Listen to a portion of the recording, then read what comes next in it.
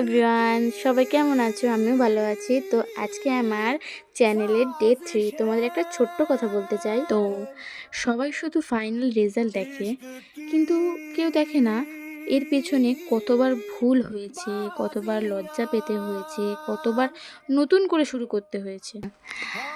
আমিও তো পারফেক্ট নই, কিন্তু আমিও থামিনি। আজ যদি এক ধাপ এগোতে পারি, তাহলে কাল আরও ভালো হব। মানুষ কি বলতে চায় কি বলতে না চায় সেটা নিয়ে আমি আর কিছু ভাবি না, কারণ যারা স্বপ্ন দেখে তাদেরও সমালোচনা শুনতে হয়। একদিন এই ছোট ছোট চেষ্টা বড় একটা সাফল্যের গল্প হয়ে যাবে।